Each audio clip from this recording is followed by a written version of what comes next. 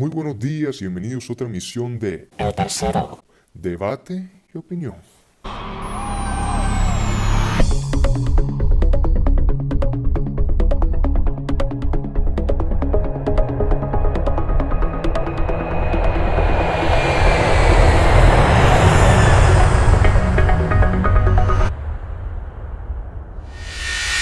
Comenzamos esta emisión con la noticia que todo el país esperaba: la condena a Rafael Uribe Noguera, asesino de la pequeña Juliana Zamboní. Una juez lo condenó a 51 años y 10 meses de cárcel sin ninguna rebaja. Polémica por la posible libertad de Luis Alfredo Garavito, acusado de asesinar a casi 200 niños. El principal sospechoso del asesinato de 3 niños en Tame, en Arauca, y de la violación de 2 niñas es un subteniente del ejército, no un soldado real. Sostiene que el subteniente Raúl Muñoz se aprovechó del poder, del uniforme y de las armas del Estado para violar a 2 niñas y posiblemente dirigir el asesinato de una de sus víctimas de 14 años. Esta vez en el norte de Santander investigan el caso de una niña de 11 años víctima de abuso sexual. Un monstruo anda suelto en Bogotá. En este momento hay un ampón en las calles de Colombia, acechando a nuestros niños.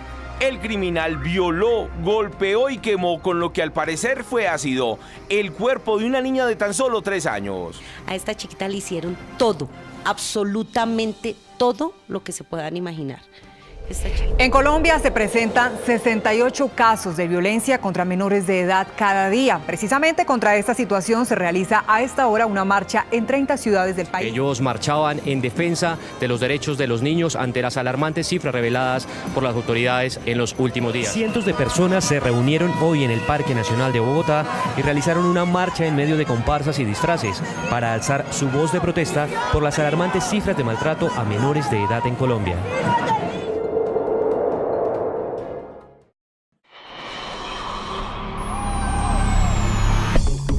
El día de hoy hablaremos sobre una problemática álgida en la política colombiana y que está tomando cada vez más fuerza: las penas contra abusadores sexuales de menores de edad. La problemática está latente. Acabamos de ver unos titulares que ilustran muy bien la situación en Colombia.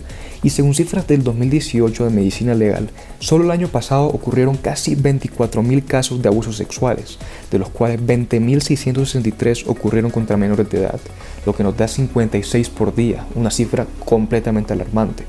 Y como si fuera poco, cerca de 15.000 se cometieron contra menores entre 5 y 14 años de edad.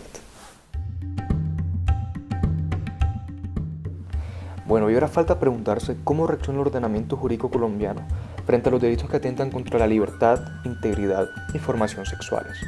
Por un lado tenemos el artículo 205 que describe el acceso carnal violento. Cuando una persona penetra de manera violenta, es decir, coaccionándola con el uso de la fuerza o amenazándola, etc., sea con su asta viril, otra parte del cuerpo o con un objeto, los orificios de la víctima, vagina, ano y boca. Este delito se penaliza con una pena de 12 a 20 años y claramente está el agravante del 211.14 en cuanto si se comete con una persona menor de 14 años. La pena se aumenta la tercera parte a la mitad. Por otro lado está el artículo 206 que describe los actos sexuales violentos, en los cuales no hay un acceso carnal, pero sí hay un roce o un manoseo, por ejemplo, contra la víctima y contra su consentimiento. Se penaliza con una pena de 8 a 16 años de prisión. Y finalmente el legislador impone penas contra conductas que se cometen contra menores de 14 años. Está en el ejemplo del 208 y el 209. El 208 describe el acceso carnal abusivo contra menor de 14 años. No necesariamente tiene que mediar la violencia aquí, simplemente que la persona pasiva, la víctima, tiene que ser menor de 14 años. Y el desvalor que están haciendo, que hace el legislador, es simplemente que él entiende que la persona menor de 14 años no es capaz de dar un consentimiento válido para la relación sexual. Por lo tanto, la persona que se aprovecha debe ser penalizada con una pena de 14 a 20 años, y el 209 impone la pena de 9 a 13 años para los actos sexuales con menor de 14 años. Bueno, la primera conclusión que podemos inferir es que el legislador ha hecho una tarea, digamos que amplia, para tipificar y darle penas a estos delitos sexuales.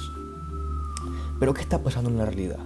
Según cifras de Medicina Legal, desde el 2013 se han cometido cerca de 114.000 delitos sexuales, de los cuales 9 de cada 10 se cometen contra menores de edad, unos 100.000.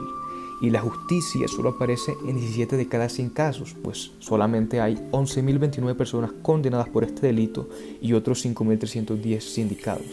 17 de cada 100 casos llegan a la justicia, una cifra totalmente alarmante que amenaza los principios de justicia del Estado Social de Derecho y ha llevado a las personas a tomar acciones por cuenta propia y, en lo que se va a tratar este podcast, a pedir a los legisladores que tomen medidas más fuertes como cadena perpetua, castración química y pena de muerte para violadores de menores de edad.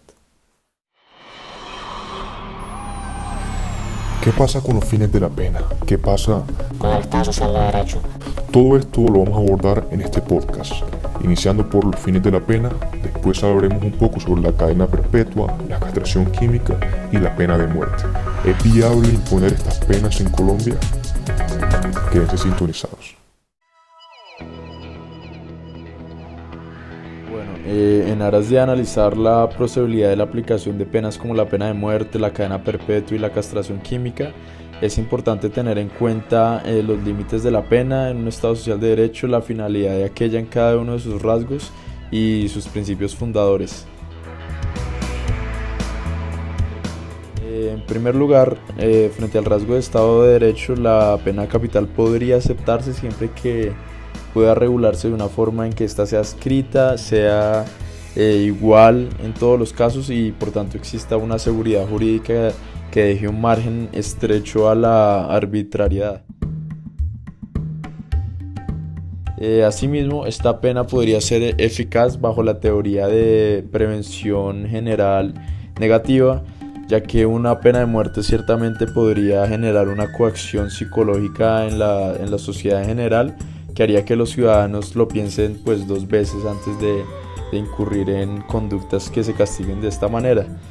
Y no obstante, el problema es que esta regulación representaría una responsabilidad mayor del Estado, siempre que después de la ejecución del infractor no hay forma de volver atrás, por lo que aquella debería darse como en casos en que haya total certeza de que esta persona fue la responsable del crimen y pues esta tarea en muchos casos resulta complicada.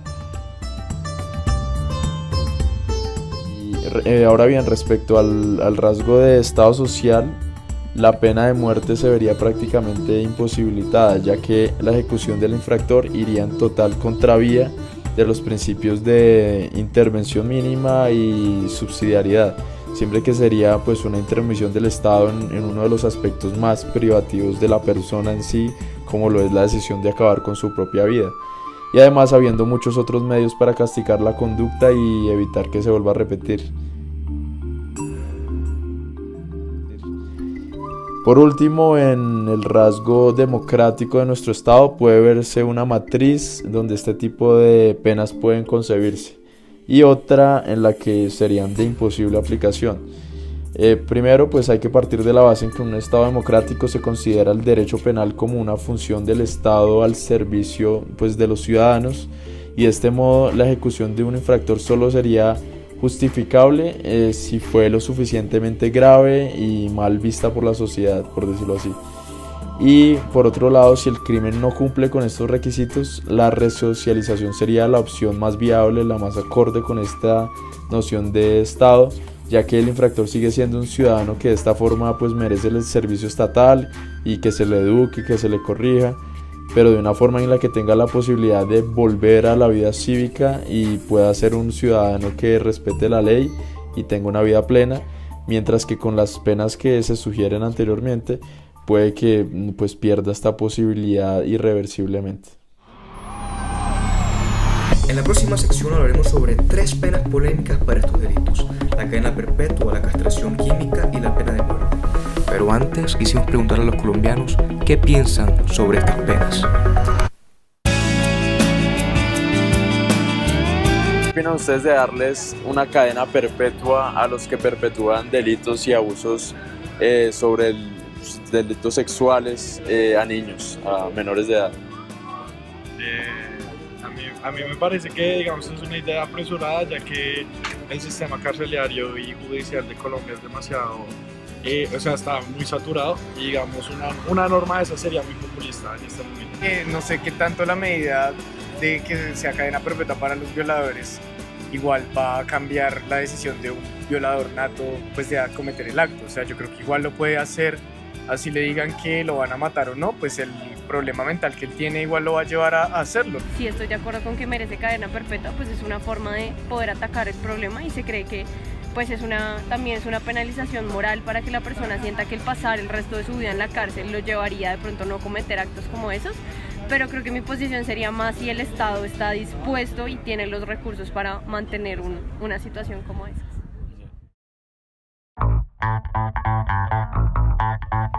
La cadena perpetua, también conocida como presidio perpetuo, es una de las condenas contra los delitos más graves. Se trata sobre la privación de la libertad a tiempo indefinido o incluso por el resto de la vida del condenado. En algunos casos también llega a considerarse cadena perpetua aquellas condenas que tienen más de 20 años de prisión, ya que deja secuelas severas tanto a nivel físico como psicológico. La cadena perpetua generalmente reemplaza a la pena de muerte frente a los delitos más graves. Existen dos tipos de cadena perpetua. La cadena perpetua tradicional, la cual consiste en una condena privativa que se extiende por el resto de vida del condenado, y por otro lado está la cadena perpetua condicionada, que consiste en la posibilidad de revisar la condena, dando la posibilidad de la libertad condicional cuando el pronóstico de reinserción es positivo. Dentro de los países que usan la cadena perpetua se encuentran Estados Unidos, España, Francia, Italia, Noruega, Dinamarca, Alemania, Reino Unido y Holanda, siendo Holanda el país con el sistema más severo.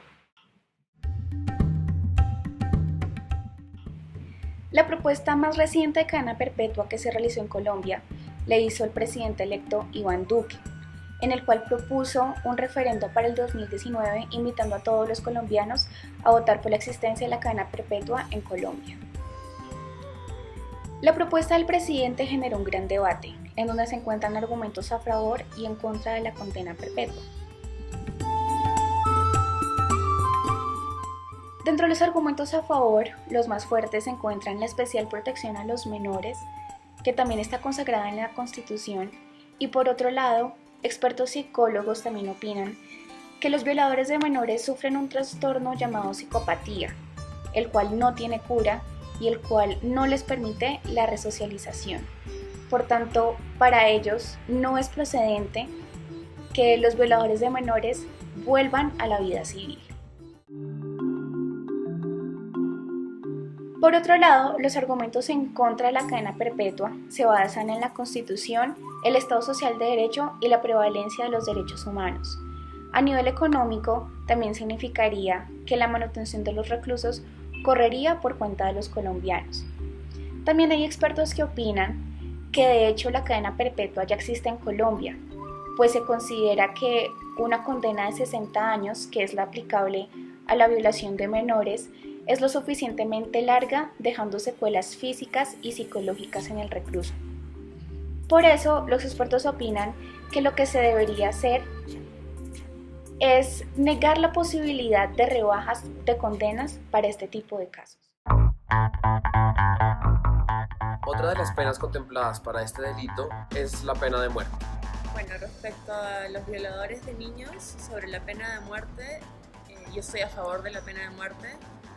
Considero que la sociedad no tiene por qué pagar ni mantener a personas que han realizado crímenes contra menores, y estos deberían ser castigados y eliminados de la sociedad. Para mí la pena de muerte es aceptable en estos casos. La pena de muerte o pena capital consiste en provocar la muerte de una persona condenada por el Estado como consecuencia de la comisión de un delito. En la legislación colombiana existió ese tipo de pena hasta 1906, cuando fue abolida definitivamente del ordenamiento jurídico. Desde entonces se han presentado distintas propuestas, dentro de las cuales resaltan las del expresidente Laureano Gómez, correspondiente a castigar con la pena capital los delitos de traición a la patria, y la del expresidente Ernesto Samper Pizano, quien el 21 de febrero de 1996 anunció que planteaba presentar al Congreso un proyecto de ley que permitiera el restablecimiento de la pena de muerte para los perpetradores de secuestro, masacres y los homicidios de personas inocentes.